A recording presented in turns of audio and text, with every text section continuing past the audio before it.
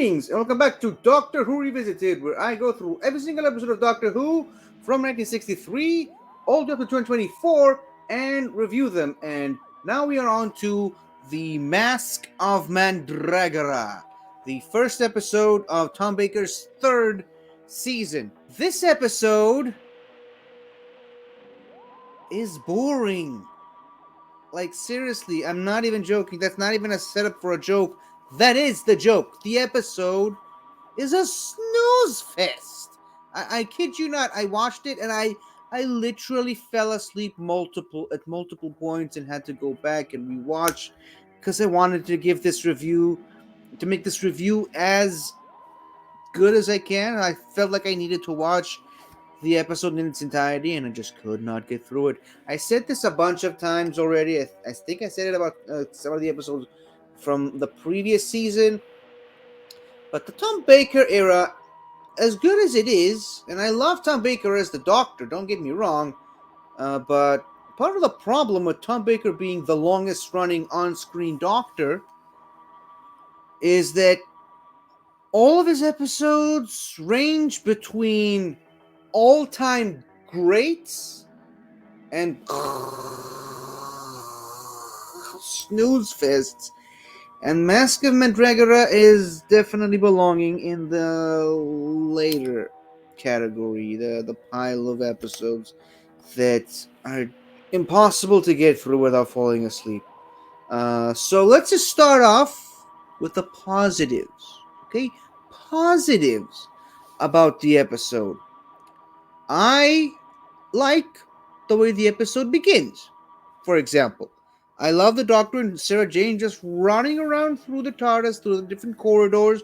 Something you don't really get to see too much in the modern series.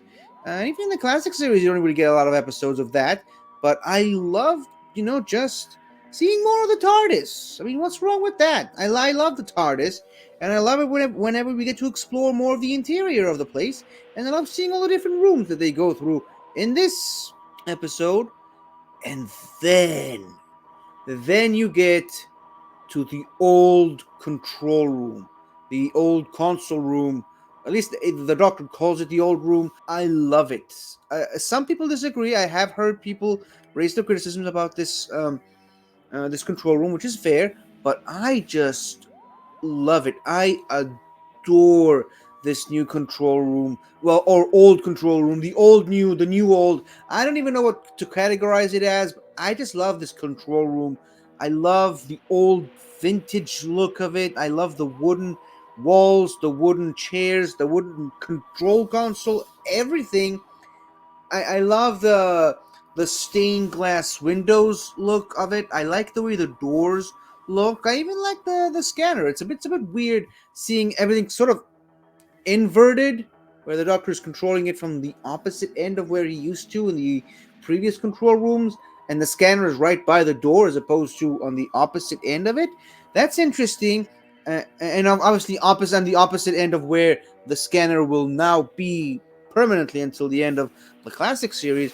But yeah, like I said, I just love this new control room. I just love the way it looks, the way it functions and operates. They really went out of their way to make it look authentic and to make it look like it would have been the old control room that we never really got to see.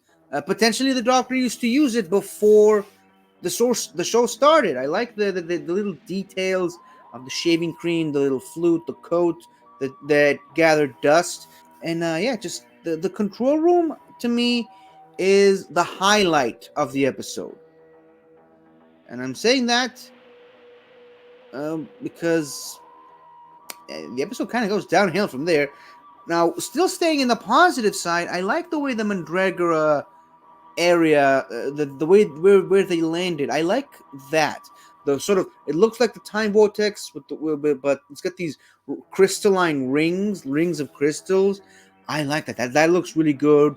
And again, even though you can tell that it's a really outdated green screen effect, I love the area where the Doctor and Sarah Jane landed and started wandering outside the TARDIS before being attacked by that Mandragora energy. So this looks really good. It seemed like the start of a really great episode, and then it just completely takes a turn for the boringness, and we get stuck in some medieval castle, and there's the king died, and now the throne has to pass on to his son. But there's an evil uncle who wants the throne for himself, so he's plotting to kill the boy. He may have conspired to kill the king. I wonder where have I heard of that before? And of course, maybe I'm judging it a bit unfairly because it's such a trope, even back then. But even even then, there is a way to make this story interesting. I'll say this: I really like the costume design, or rather, the outfits, the wardrobe. I think they all look really good, really authentic, and really good for really portray the time period that this episode is supposed to take place in.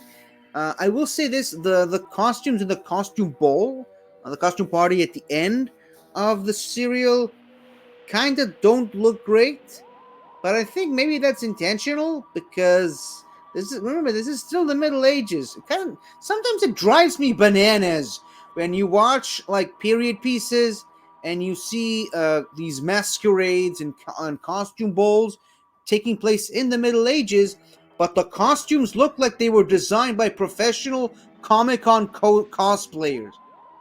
You know, so the costumes in this episode looking like they are, it's like this is what people would have made those costumes look like at the time. So it makes sense to me that they look the way that they do. It feels authentic to the Middle Ages. It doesn't look, like they were made in a 3D printer machine or whatever. It didn't look. I'm pretty much. I'm guessing the people who lived back then didn't have a Hollywood movie budget for their costumes.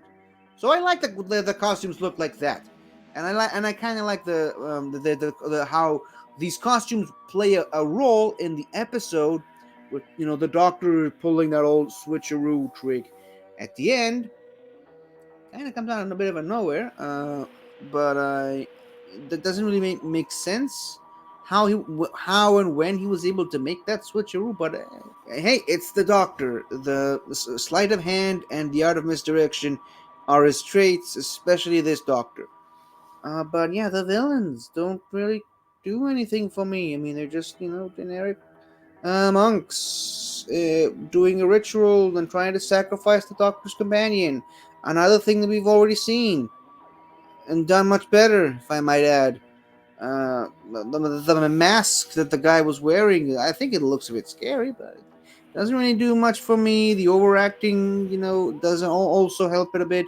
And I love overacting in Doctor Who. Don't get me wrong. I love the Great One. All praise to the Great One. I love Professor Zaroff in the Underwater Menace. I just love a cheesy overacting in Doctor Who sometimes, but it doesn't work in this episode. And even the one Prince character, Giuliano, I think his name is. It feels like the actor is really committed to the role, but I'm not getting anything from him. Neither from the uncle, from the what's his name, the Mario, the best friend character, the guard captain. I don't know. For some reason, all the characters just fell flat for me in this episode, and it's unfortunate because you start off great, and then so. This is my review for the Masque of Mandragora. It's definitely one of those episodes I wish I could skip whenever rewatching Doctor Who, but I'm a completionist and therefore I watch everything, uh, despite my better judgment. It is what it is. Every once in a while you get these episodes, especially with the Fourth Doctor, as I mentioned, and we got a couple more to go, but thankfully, the next episode is not that much. So why don't I just wrap up this review right now and get on to talking about an episode I actually really enjoyed. So thank you for watching, and I'll see you next time. Uh, Goodbye. Stay away from the Mandragora Helix. Bye.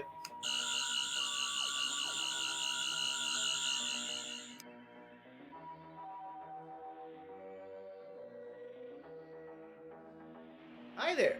Thank you for watching the video. And if you enjoyed it, don't forget to like, comment, subscribe, and tell your friends. I'll see you next time.